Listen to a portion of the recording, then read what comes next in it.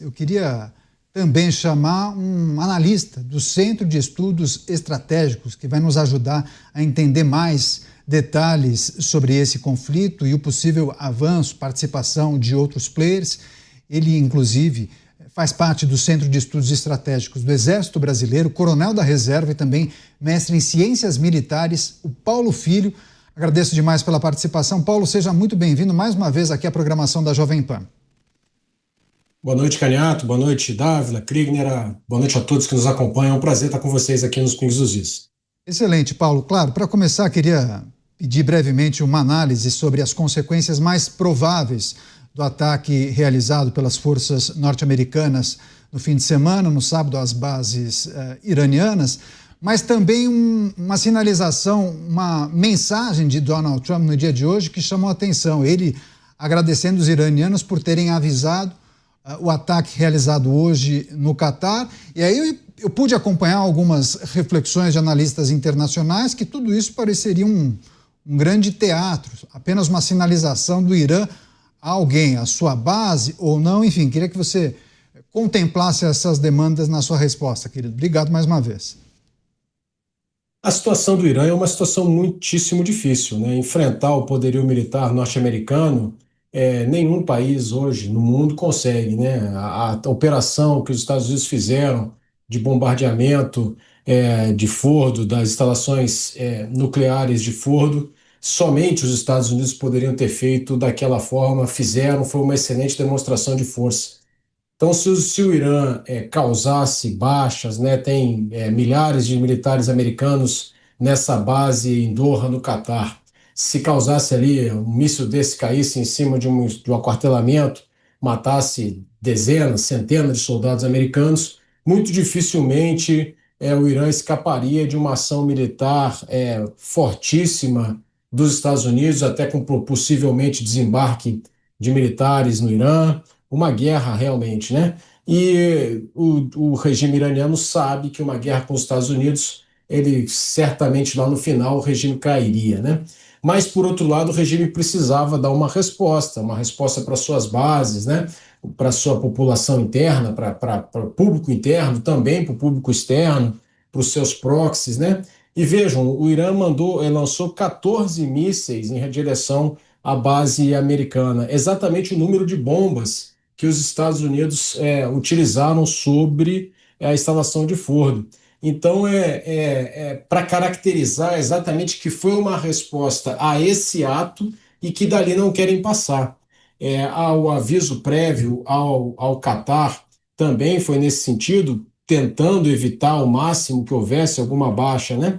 Justamente para não haver um enfrentamento aos Estados Unidos. Os Estados Unidos, por outro lado, também não querem essa guerra. O presidente Trump já deu repetidas declarações, né, que era uma ação pontual contra as instalações nucleares de produção, né, de instalações nucleares do Irã, para evitar ou retardar ou destruir o programa nuclear iraniano, e por ali ficava os Estados Unidos. E essa própria mensagem que foi citada aqui por vocês já hoje, da Guarda Revolucionária Iraniana, dizendo agora somos para Israel, né? Agora dizendo somos nós dois, é uma mensagem também para os Estados Unidos, para que os Estados Unidos entendam que não vai haver mais reação contra interesses americanos e que a reação do Irã se concentrará apenas nos israelenses. Então são os iranianos fazendo uma manobra estratégica, né? Para tentar evitar o confronto com os Estados Unidos e manter o confronto apenas com Israel. De qualquer maneira, nós caminhamos numa linha muito tênue, né? Porque se por acaso um desses mísseis caísse sobre objetivos americanos, né? Alguma falha, os Estados Unidos ou o Catar não tivessem conseguido destruir esse míssil no caminho, interceptar esse míssil, nós poderíamos ter sim um incidente grave que poderia levar à escalada da guerra, à escalada dos acontecimentos. Então, há uma série de cuidados, tanto dos Estados Unidos quanto do Irã, para não escalarem a guerra, mas a guerra entre Israel e Irã vai prosseguir enquanto o Irã tiver condições de combate, e acho que essa é uma primeira visão geral sobre o que está acontecendo. Paulo Filho, mestre em Ciências Militares, entrevista ao vivo aqui com a gente na Jovem Pan. Paulo, peço licença. O Roberto Mota está com a gente. Mota, seja bem-vindo. Ótima noite a você. Sua pergunta ao nosso convidado. Por favor, Mota.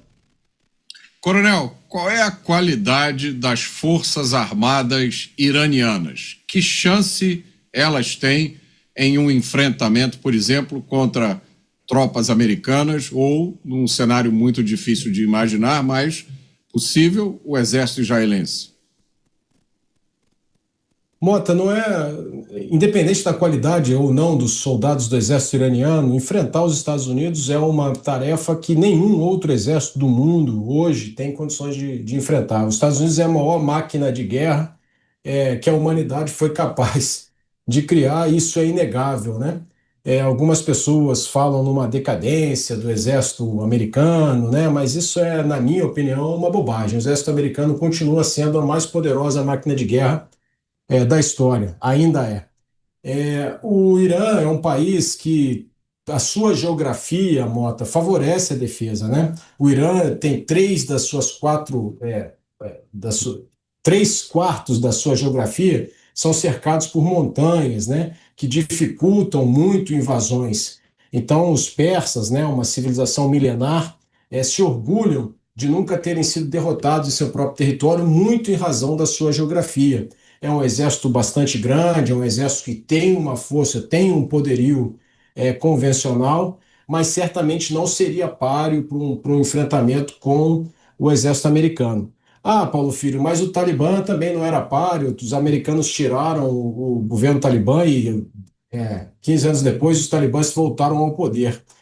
Os americanos não foram derrotados militarmente, né? Os americanos foram derrotados politicamente, assim como aconteceu também no Vietnã. São duas coisas diferentes. Como você me pergunta vis-à-vis, né, exército do Irã contra o exército americano, a minha resposta é que o exército iraniano, não só o exército iraniano, nenhum exército do mundo é páreo para o exército americano nos dias de hoje. Paulo Filho, entrevista ao vivo aqui com a gente na Jovem Pan News. Paulo, próxima pergunta é o Luiz Felipe Dávila. Professor Paulo Filho, boa noite. Eu há pouco comentava justamente isso que o senhor acabou de tocar.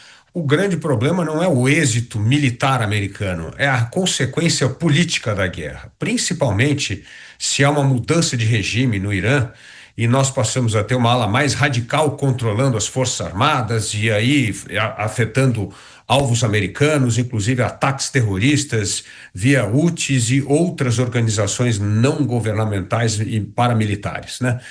O problema não é um conflito, por enquanto está no nível militar, está tudo bem, os Estados Unidos têm essa preponderância. O problema é se escapar o controle político. E neste fim de semana, tanto Israel quanto os Estados Unidos tocaram na questão de mudança de regime. Isso não parece, na verdade, uma roleta russa, ou seja, apostar numa eventual mudança que, ao invés de trazer a estabilidade desejada para se encerrar a guerra, pode acirrar o conflito e escalá-lo? Você tem razão, Dávila. Enquanto o combate, o confronto é vis-à-vis, exército contra exército, que foi a pergunta do Mota, não há o que se discutir sobre a preponderância americana. Mas o Irã pode, historicamente, estimular, né, a ação dos seus próprios, a ação do Hamas, a ação do Hezbollah, a ação dos Houthis, a ação das milícias xiitas que existem no Iraque, na Síria, outros grupos que existem espalhados pelo mundo. E essa ação ela pode ser negada pelo governo iraniano, né? Pode acontecer um atentado terrorista contra o interesse americano em qualquer parte do mundo, e eu digo qualquer parte do mundo mesmo, né? Em qualquer lugar do mundo, e o governo iraniano pode negar, falar, olha, eu não tenho nada a ver com isso aí foi uma ação isolada de um grupo e eu não tenho culpa nenhuma. Então, esse tipo de ação terrorista, ela pode sim, é provável que ela aconteça a partir de agora com uma muito maior intensidade, em razão desse conflito deflagrado, né, em razão de todo o conflito no Oriente Médio. Nós temos que lembrar que isso não foi deflagrado agora, né? Quem disparou esse gatilho foi o Hamas no dia 7 de outubro de 2023 com os atentados terroristas contra Israel, né? Foi lá em 7 de outubro que toda esse confronto, esse conflito no Oriente Médio começou, e esse conflito entre Israel e Irã é um desdobramento disso tudo, né? Muito bem. A queda do regime, Dávila, que você questiona, é muito perigoso, é muito arriscado, né? Ruim com o regime teocrático iraniano, alguns podem achar ruim, pode ser muito pior com outro. Nós temos exemplos históricos, né? Na Síria, agora ninguém sabe o que vai acontecer com a queda do Bashar al-Assad, mas na Líbia, no Iraque, né? Os países que houve os movimentos da Primavera Árabe, a gente não sabe o que vem pela frente, né? Então é sempre uma instabilidade. E eu acho que é por isso que a gente observa, né, nas entrelinhas, o próprio presidente Trump disse no primeiro post dele, né, que não queria uma mudança de regime. Isso foi dito pelo vice-presidente, foi dito pelo secretário de Estado. Depois o presidente Trump fez outra postagem dizendo que talvez fosse o caso de mudança de regime, né? Mas apenas uma ameaça, eu imagino, para que o regime se comportasse, entre aspas, né? Então, não acredito que nem Israel nem Estados Unidos, nesse momento, queiram não uma mudança de regime. O que eles querem é destruir, né, ou, se possível, atrasar ao máximo o programa nuclear, porque nem Israel nem Estados Unidos admitem um Irã que seja detentor da bomba atômica. Não sei se respondi, Dávila, mas é o que eu tenho a lhe dizer nesse momento. Daqui a pouco a gente vai trazer também as atualizações e as manifestações das lideranças a respeito desse momento do conflito no Oriente Médio. Paulo, peço licença, o próximo a perguntar é o Henrique Kriegner aqui com a gente. Vai lá, Kriegner. Coronel, boa noite, obrigado pela sua presença aqui junto conosco no Pingo nos Is. Coronel, minha dúvida é trazendo aqui a Rússia para esse cenário, né? Numa possibilidade de uma escalada, alguns consideram mais remota, outros talvez até mais eminente, vamos dizer assim. A Rússia teria condições militares de arcar com dois conflitos ao mesmo tempo? E não tendo condições militares de fazer isso, que tipo de outros insumos ou estratégias, canais, a Rússia poderia de forma indireta contribuir com o Irã numa potencial escalada do conflito? Me parece que a reunião que foi feita hoje, né, entre o presidente Putin e o chanceler iraniano não redundou em nenhum apoio significativo, pelo menos ostensivo, da Rússia para o Irã, a não ser palavras de apoio, né, e manifestações de que contrárias ao ataque americano às instalações nucleares iranianas. A Rússia já está envolvida em um conflito de alta intensidade com a Ucrânia, como todos nós sabemos, há 3 anos e meio. Esse conflito tem exigido um enorme esforço de guerra da Rússia. As coisas não caminharam como o presidente Putin previa lá no começo. Ele previa uma vitória relativamente fácil, em poucas semanas, e a resistência ucraniana, evidentemente apoiada pelo Ocidente, foi muito maior do que ele esperava. Então, abrir um segundo esforço de guerra em apoio ao Irã é pouquíssimo provável, eu diria que está na beira aí a impossibilidade, né? É lógico que pode sim haver um apoio secreto, né? Um apoio em equipamentos, materiais, combustível, mas o próprio presidente Putin citou, né, que muitos israelenses falavam russo, né? E as relações entre Israel e a Rússia não são ruins. Então, eu acho que a Rússia vai acabar adotando uma posição, pelo menos de forma ostensiva, mais neutra em relação ao conflito entre Israel e o Irã.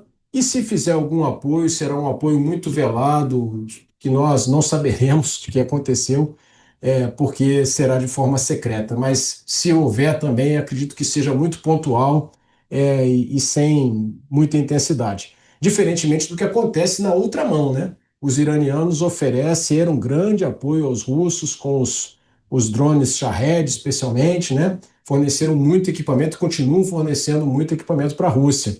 É um comportamento semelhante ao que os russos adotaram em relação à Armênia, né? Nós temos que lembrar que a Armênia, uma aliada da Rússia na guerra contra o Azerbaijão, e na hora H os russos faltaram com o apoio que os armênios esperavam que viesse. As últimas informações, as atualizações do conflito no Oriente Médio, também as análises dos nossos comentaristas e aqui convidados especiais para a gente entender exatamente quais são os caminhos possíveis para esse conflito. Paulo, peço licença, o Roberto Mota vai chegar também com a sua reflexão, sua análise sobre esse momento do conflito. Mota, segunda-feira marcada por essa resposta do Irã, o ataque a instalações americanas no Catar, sem vítimas, embora muita gente tenha dito que o ataque norte-americano do fim de semana poderia representar uma escalada do conflito. Há quem entenda que, na verdade, foi muito mais uma sinalização, demarcação de território, uma sinalização. Enfim, queria pedir exatamente sua leitura sobre o ataque norte-americano do fim de semana e essa retaliação, a resposta iraniana no dia de hoje. Essa é uma situação muito complexa, com inúmeros elementos que, para serem compreendidos, é preciso conhecer muito mais de história, entender toda a dinâmica da região. O que nós soubemos é que aconteceu, no final de semana, um movimento, um ataque militar, do ponto de vista militar, impressionante. Um grupo de bombardeiros B-2 partiu numa base do Missouri, no coração dos Estados Unidos, carregando bombas, provavelmente a bomba mais poderosa, que não é nuclear, que existe no arsenal dos Estados Unidos. Eles voaram durante 17 ou 18 horas, mantendo as comunicações no mínimo para não chamar atenção. Foram reabastecidas em pleno voo, chegaram no leste do Mediterrâneo e iniciaram um ataque. Esse ataque teve a participação de caças, teve a participação de submarinos também, que lançaram mísseis Tomahawk contra alvos importantes no Irã. Nenhum caça iraniano, até onde se sabe, entrou em operação. Nenhum míssil terra-ar iraniano entrou em operação. As aeronaves americanas não sofreram nenhum tipo de fogo ou de baixa.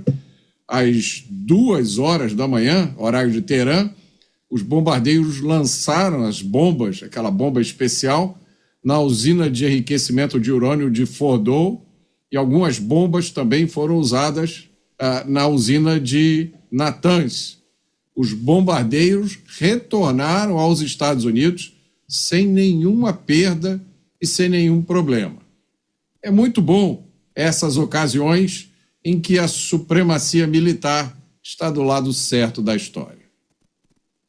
Quero retomar com o nosso convidado, o Paulo Filho. Paulo, tem uma questão que envolve o poderio bélico-militar de Israel e do Irã. Eu tenho observado muitas projeções de analistas a respeito dessa guerra, caso ela se prolongue. E é preciso olhar exatamente para o fôlego bélico-militar de Israel e do Irã. Queria que você fizesse uma ponderação, uma análise a respeito de Israel, poderio militar de Israel e do Irã, e caso essa guerra se estenda mais do que as forças dos dois países imaginem, quais seriam os players? Aí eu conecto essa pergunta ao que disse o Kriegner, né, que pediu que você trouxesse suas percepções a respeito da Rússia. Quais são os players que poderiam ajudar essas duas nações caso haja um prolongamento dessa guerra? Do lado de Israel, é sabido que os Estados Unidos sempre estenderão as mãos em um eventual prolongamento desse conflito. E do lado do Irã? Essa é uma excelente pergunta, que eu acho que os iranianos também estão se fazendo, né? Quem, na verdade, poderia auxiliá-los nesse momento? Não vejo muitas possibilidades, não. Acontece que Israel estabeleceu um aspecto importantíssimo do ponto de vista militar desde o início dessa guerra. Os dois países estão separados, como todos nós sabemos, né, por mais de 1.000 quilômetros de distância entre um e outro. Há 3 países interpostos, né, Jordânia, Síria e Iraque. Então não haverá tropas, né, não haverá boots on the ground, não haverá combate de alta intensidade, combate de atrito, a guerra que nós estamos acostumados a ver lá na Ucrânia, por exemplo, né, drones, enfrentamentos de soldados de infantaria, prisioneiros de guerra. Isso não vai acontecer. Então será uma guerra de troca de mísseis de um lado, né? Então os iranianos utilizando mísseis balísticos, mísseis que decolam quase verticalmente, chegam a quase 100 km de altura, lá no espaço suborbital, e caem por gravidade em direção a seus alvos em Israel. Israel, por outro lado, usando aeronaves com mísseis ar-terra muito mais precisos, atacando de uma forma praticamente sem erros, né, os alvos que eles escolhem na estrutura militar iraniana. Bem, só que esses mísseis usados pelo Irã e também os equipamentos, os mísseis usados por Israel, são finitos, né? Eles uma hora vão acabar. Israel, como você citou, tem a possibilidade de receber o ressuprimento dos Estados Unidos, né?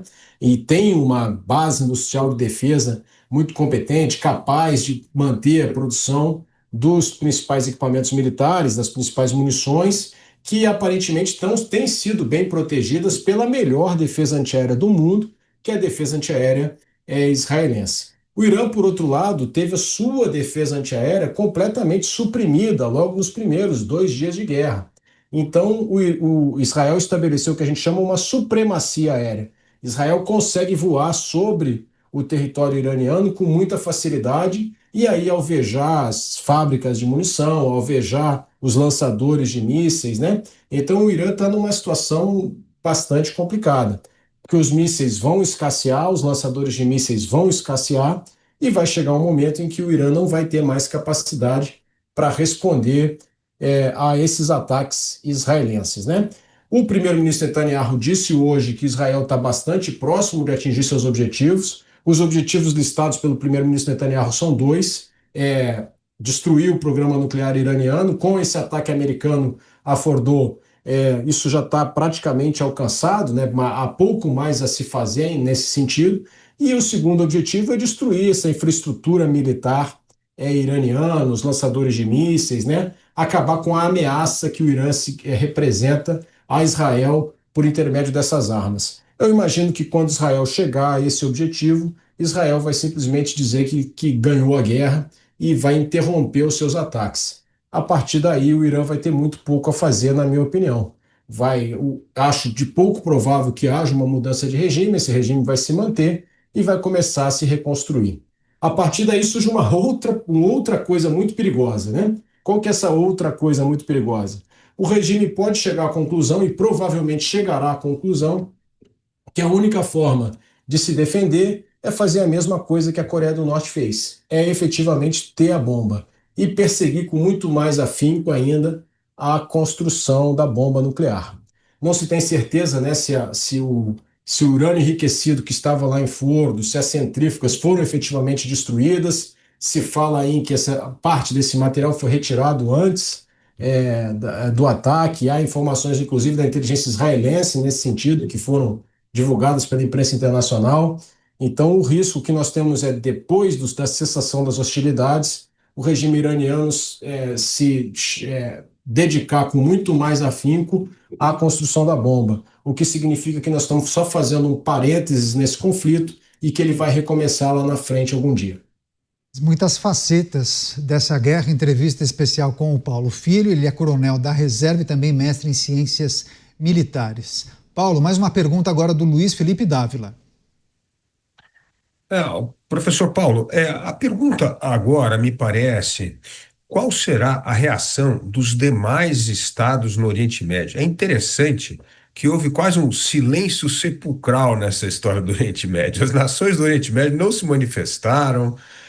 Parece que até estavam torcendo para o que Israel estava fazendo ao atacar o Irã, para destruir uma potência que poderia se tornar militar e nuclear no Oriente Médio e desestabilizar a região. Mas agora também estão muito preocupados com o comércio do petróleo na região, que pode afetar dramaticamente a receita desses países. Qual é o posicionamento político-militar desses países do Oriente Médio vis-à-vis a esse conflito Irã, Estados Unidos e Israel? Nós temos uma rivalidade grande entre o Irã e a Arábia Saudita, né? A Arábia Saudita, como líder dos países árabes, os países do Golfo, predominantemente sunitas, né?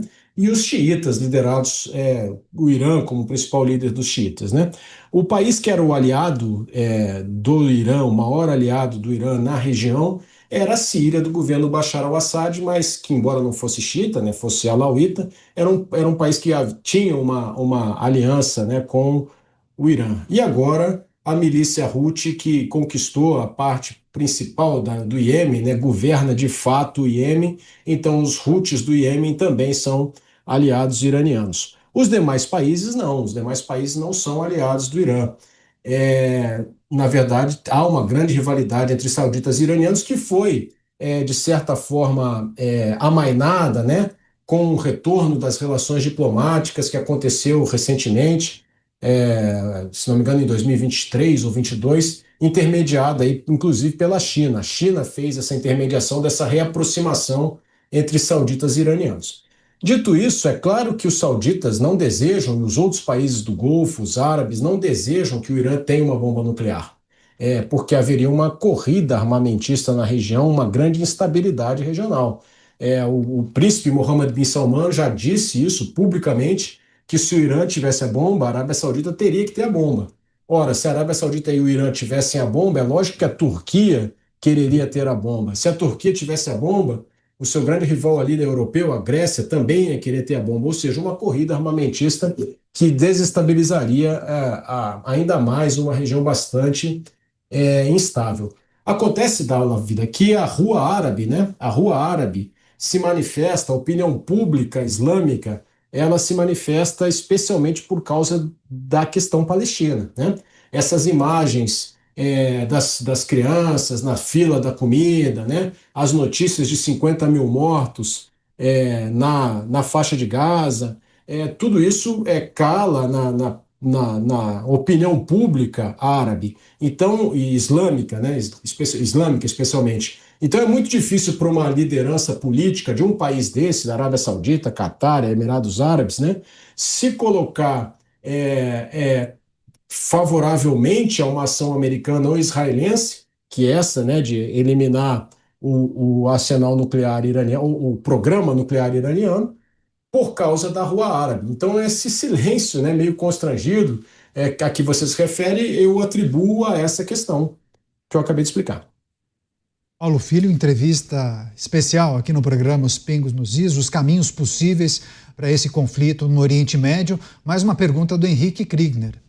Coronel, eu tenho a impressão que muitas vezes essa chamada Rua Árabe, né, não tem uma mobilização em questão de solidariedade ao povo palestino, por exemplo, no exemplo que o senhor citou, ou uma mobilização na autopreservação desses povos, mas sim uma mobilização no ódio, repulsa, ou enfim, como a gente quiser colocar aqui, a Israel e ao povo judeu, né? Talvez muito mais latente do que até o próprio solidariedade ao povo palestino, uma vez que o povo palestino não consegue nem mesmo cruzar a fronteira para a Jordânia ou para o Egito, são rejeitados ali também por esses países árabes também.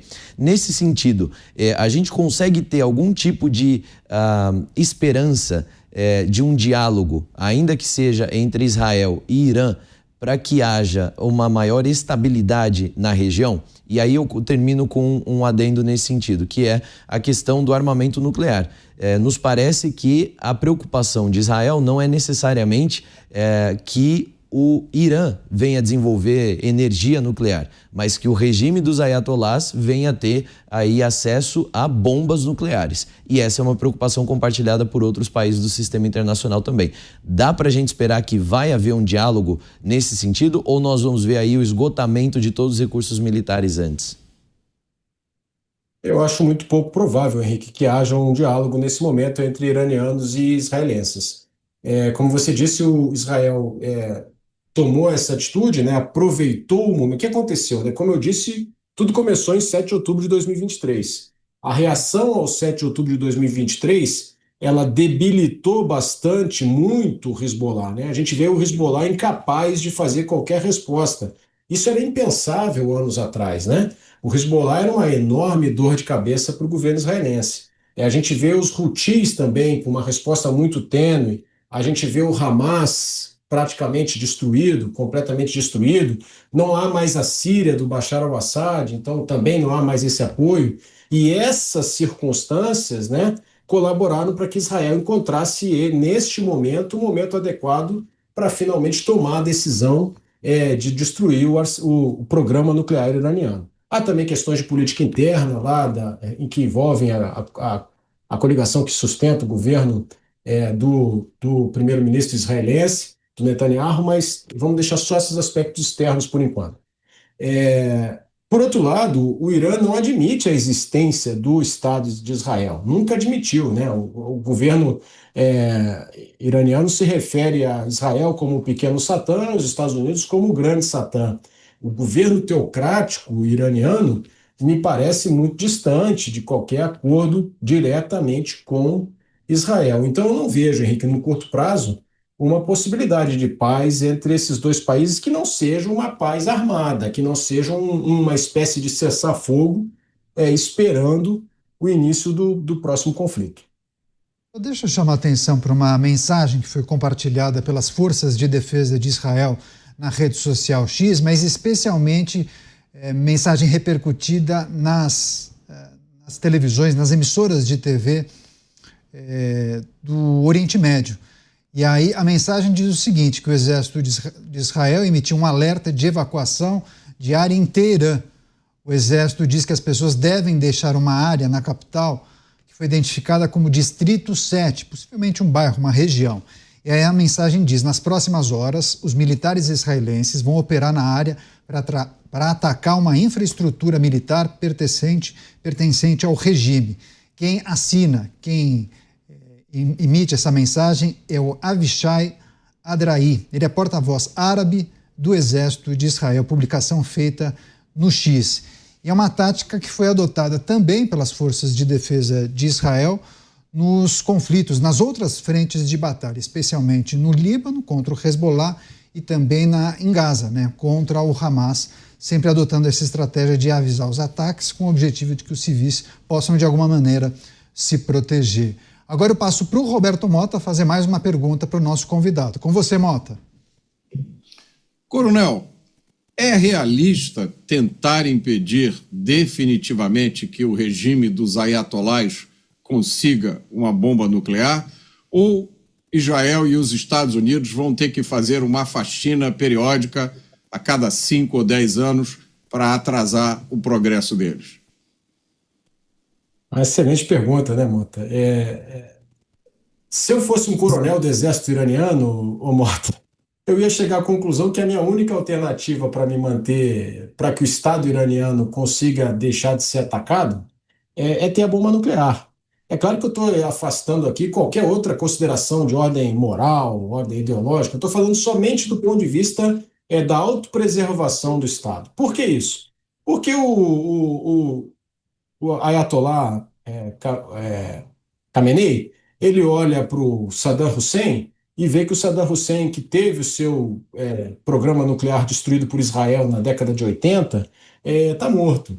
Ele olha para o Gaddafi, o Gaddafi está morto, né? Ele olha para todos os outros regimes aí que caíram ao longo do Oriente Médio, nenhum desses regimes tinha a bomba atômica. E ele olha lá para o Kim Jong-un, presidente da Coreia do Norte, e está lá ele, gordinho, feliz, né? Ninguém faz com a Coreia do Norte o que foi feito com o Irã. Veja que eu estou afastando completamente qualquer questão moral, qualquer questão ideológica, né? Eu estou fazendo uma análise dura, né? Fria, realista, né?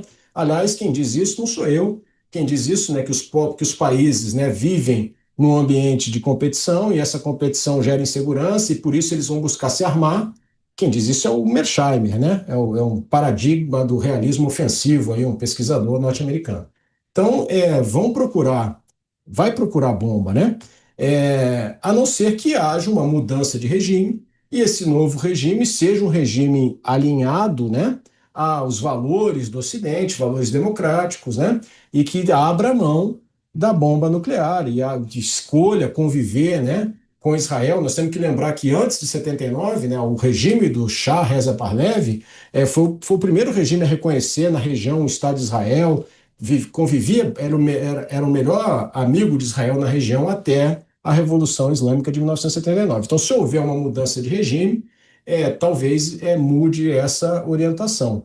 Mas enquanto for um regime inimigo de Israel, eles vão procurar bomba porque é a maneira deles evitarem esse tipo de ataque que eles sofreram agora e essa derrota militar que vai acontecer em questão de dias.